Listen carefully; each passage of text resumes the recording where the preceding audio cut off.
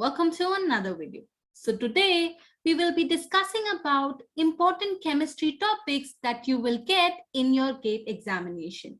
This video is specially catered to those students who are appearing for GATE Life Sciences. In those you have a chemistry section, and here I will be focusing on those topics that are most often asked in these examinations. Now, the topic that we are going to discuss today is the acidity of phenols, a very commonly asked topic. So without much further ado, let's get right into the video. So firstly, what is the general structure of carboxylic acid? So you need to remember carboxylic acid is RC double bond O OH. Okay, so this is carboxylic acid. Fine. Now, this is also sometimes represented as RCOOH. Okay, so write this or write this, it means the same thing. Now, if anything is an acid, our usual basic definition of acid that first comes to our mind is acid is any substance that will release a H plus. Is that correct? So if it releases H plus, that means this H plus, the bond between O and H that I have written over here, possibly this is the bond that is breaking, correct? So if this bond breaks, then what do you have is basically your carboxylate ion. Okay, so here there is an H. When this bond breaks, you have this H plus released, and what remains is RC double bond O minus. This is called as the carboxylate ion. Fine. Now, remember one thing, that this is leaving us H plus. That means that this bond electrons are not taken with the H. Correct? So normally oxygen has how many lone pairs? 2 lone pairs. So both these oxygens have 2 lone pairs. Now, when this H is leaving, it leaves without its electron. So therefore it is H plus. Now one bond means 2 electrons. Now since these 2 electrons are left back with oxygen, it will have now 3 lone pairs, due to which it has negative charge. Okay, therefore it's called as a carboxylate ion. Now, for anything to be an acid, it has to release H plus, right? So carboxylic acid gets its name acid because it is leaving these H plus ions. Now, tell me one thing. Easily, if H plus is lost, what will that mean? Yes, easily if H plus is lost, that means that it will be a strong acid. It will have a higher acidic character because it is giving its H plus off easily. Now, let's understand how this H plus is released. So basically, you can imagine this like a tug of war. Okay, a tug of war between all of these elements. Now, among oxygen and hydrogen, the more electronegative element is definitely oxygen. So oxygen always would try to do what? Pull the electrons of this bond towards itself. And if it is successful in doing so, then this H plus will be released. Correct? Now, there are some influencing factors that come at play over here, which is usually a question that is asked in the exam. Okay, what are the influencing factors? Here the influencing factor that I'm talking about is the groups. Okay, the type of groups that are attached to this carboxylic acid. Now you will say, what kind of groups are attached to the carboxylic acid? So let us try and understand what are those types of groups. Okay, so जैसे दुनिया में 2 तरह के इंसान हैं, similarly in this chemistry there are 2 types of groups. First group I like to call is the Danshur group. Okay, and the second wala I like to call it खींचने वाले. Okay, Danshur, as the name suggests, these are those groups that will donate. What will they donate in this case? They will donate electrons. Okay, then what will be खींचने वाले groups? Obviously those groups that will pull the electrons. Okay, now which are these Danshur groups? So there are some fixed groups that you need to remember. R groups. Here R groups means alkyl. What are the different alkyls? You can say CH3 is an alkyl. Okay, C2H5 is an alkyl, these groups. Another group that you can see is OCH3 called as the methoxy groups. So these are our Danshu groups that basically donate electrons. Okay, now खींचने वाले कौन है? Who are the groups that will pull electrons? Basically those that are electronegative, like the halogens. So all halogens like fluorine, chlorine, bromine, iodine, these are all electronegative elements. Along with this, you have NO2 group, that is nitro group, and CN group, cyanide group. These are the खींचने वाले or the one groups that pull electrons. Now, what does this have to do with anything with respect to acidity? That we will try to understand. So let us focus over here. Now here we are going to just focus on this. Okay, so I told you this is carboxylic acid, and when this bond is broken, this H plus is released. This electron, basically I should put the arrow over here, that will be more better. So this arrow. So now what happens is both the electrons of this bond pair is with oxygen and it is negatively charged. Now let us consider two scenarios. Scenario number one is when I have an electronegative group attached here. Now where will the group attach? So it may get attached over here. Say this was a carbon that is now attached to a NO2 group. Okay, so CH2NO2. Say it is this way. Okay, and now in the other, I have, say, a carbon that is further attached to two more CH3 groups. Okay, like this. So these are two instances. Now we have to see what happens to the acidity. Now, what happens to the acidity? How will we come to know? So first of all, I just told you that this NO2 group is the खींचने वाला group. तो क्या खींचेगा? Electrons खींचेगा. So this guy is going to pull electrons. Now this guy is going to pull electrons towards himself. It's an electron withdrawing group, right? So now NO2 has the closest carbon to it, correct? So NO2 is going to pull from carbon. Who do you think is carbon going to pull from? Obviously the ones next to him. So from hydrogen and from this carbon. Now I always call this H as Garib, because he already has just one electron, right? So already this guy is Garib. So you can't pull electrons much from him. So then obviously this carbon goes to pull the electrons from the other carbon. Now, eventually what the other carbon will do, it will start pulling electrons from the atoms adjacent to it. So it will pull electrons from oxygen, correct? Now oxygen's electrons, one carbon starts pulling. What do you think? Oxygen is going to sit quiet? Definitely not. Oxygen is going to further pull the electrons from hydrogen.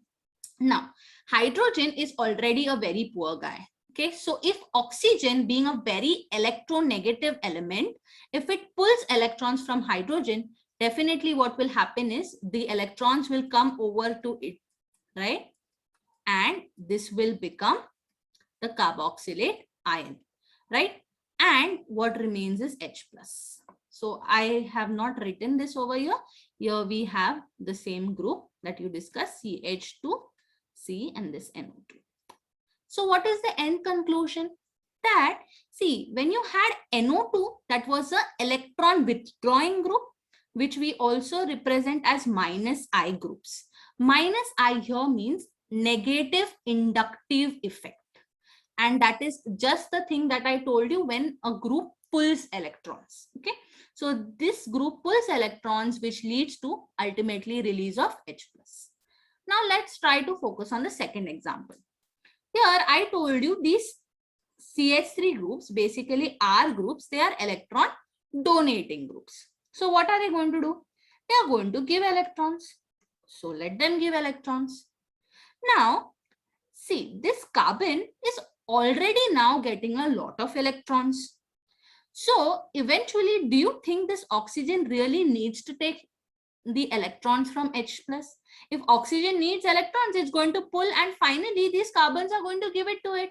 because already these two CH3 groups are dansur and they are giving electrons. So definitely this oxygen doesn't pull off this H plus electron, and therefore it takes time, okay, for this H plus to be released. So this H plus is not easily released when you have a plus R, or when you have a plus I group, that is an electron donating group. So what is the conclusion? What am I trying to prove over here? I'm trying to tell you that whenever you have an electron withdrawing group, that is group showing minus I effect, your H plus is released faster, okay? And more the amount of H plus release, faster it is released, more will be the acidic nature, right? And when you have something that is donating electrons, that is plus I, definitely it will decrease the acidity, okay? So this is the simplest way of explaining this.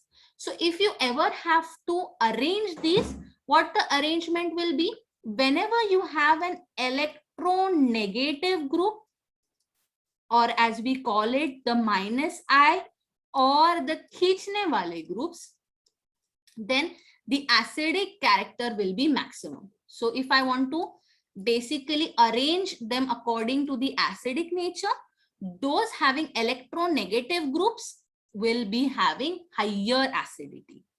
Then the least acidity will be shown by those that have plus I or the dansur groups, right?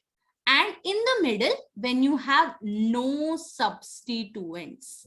Okay, so if you have no substituents, then obviously it's going to be the middle state. If you have electronegative, then more acidic. If you have positive inductive effect groups, then less acidic, correct? So this you have to very, very well remember.